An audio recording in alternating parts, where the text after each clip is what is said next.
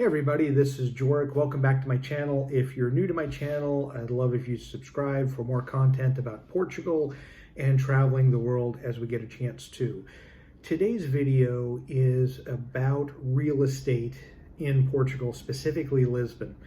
It's getting a little out of hand, and although we're in a pandemic, rents haven't gone down. In many areas, they've increased, which doesn't really make any sense because there's no new properties that are really being established or renovated.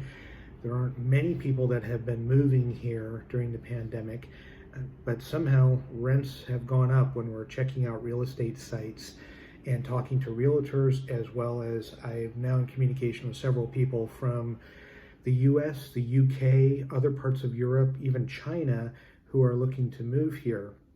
They're starting to get concerned about the pricing in, I'll say, greater Lisbon area. So many of them are looking south of Lisbon, right across the river. And I just want to show you a quick map, because if you're considering a move to Lisbon, whether it be a short-term or a long-term move, or you're thinking of retiring here from wherever, you may not consider these places, but as you're doing a search, you may want to create maybe a bigger radius on the real estate sites that you're looking at, and consider these options, because you will get more bang for your buck. It's just cheaper. There may be some complications along the way, but I'm going to go through some of the places that are becoming more, I won't say hot spots, but more people are taking a look at them when it comes to finding real estate, apartments to rent, homes to rent, or to buy in greater Lisbon. So as you're looking at the map here, I'm going to start left and go right. Left is Costa da Caparica. You can buy property right on the ocean. There are several towers that have places to buy as well as rent, as well as in the kind of city or probably a village in that area. We've walked through that area. There are a number of, let's say, patio homes, single family, like duplexes, down homes that you could buy much cheaper or rent for much less per month than what you're getting really anywhere in the city center of Lisbon on the north side. So that's an option. One of the difficulties is you may need a vehicle, or you'll have to get busing to get to a point where you can get across the bridge if you wanted to go into Lisbon to see the sights, things of that nature.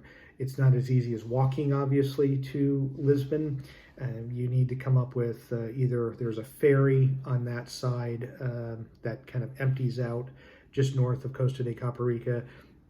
There are some bus lines that can get you across the river as well. But that might be a really good option to get right on or close to the water for much less per month or on a mortgage basis than what you would normally pay in Lisbon. The next one is Almada, which there are a number of options that are high-level options, low-level options to rent and to buy in that area. Much of the Almada is, I'll say, much more affordable. When we were looking at options, we chose Lisbon city center, but the Almada was kind of a close second. There are a number of ferries that go back and forth each day to Lisbon, so it's easy to get to the main city center if you choose to, or if you need to for work. It's also, again, the affordability is just, it's better, it's cheaper. All the amenities, the restaurants, shops, there's a major mall on that side of the river too to consider. That's in the Almada, that you can get all the items that you're looking for. Next to that is Seixal and Barreiro. Those two areas are developed. There's a number of people already living in those areas. Those are older communities, but also more affordable too. As we've driven through and walked through some of the streets there, again, you're just going to get more bang for your buck. So if you're looking for a T1, a one-bedroom in Lisbon, in Seixal or Barreiro, you might be able to get a T2 or 3, meaning a 2 or 3 bedroom, for the same rent or even less than what you would be paying for a similar size apartment or structure in Lisbon on the north side, if you will, the main city center. Lastly, I want to touch on Montijo. That's an area we have some friends that are grew up in Lisbon that moved there just because Lisbon was getting too expensive for them and they needed to find a place. They were having a growing family and they decided on Montijo. They knew the area. They also knew that they had the Vasco da Gama Bridge. They have a vehicle, which is necessary, or they felt is necessary. There's also buses that can get you across back into Lisbon, as well as there's a ferry. So I wanted to give you these options just because you may need to increase that search when you're looking if you still want to be in Lisbon, but not pay what the current Lisbon prices are for rents. If you look to the south, you have some options.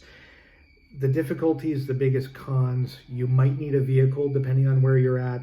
The other situation is public transportation. You're not going to be able to walk to Lisbon. You're going to need to use public transportation of some sort to get to Lisbon. That's it. I'm going to have another video because there's another area that people seem to be messaging me about that I'm going to talk to in my next video. But please, I would consider Costa da Caparica, Almada, Seixal, Barreiro, or Montijo as places to look at in your continued search if Lisbon is looking to be a destination for your future home. Thank you so much for watching and have a great day.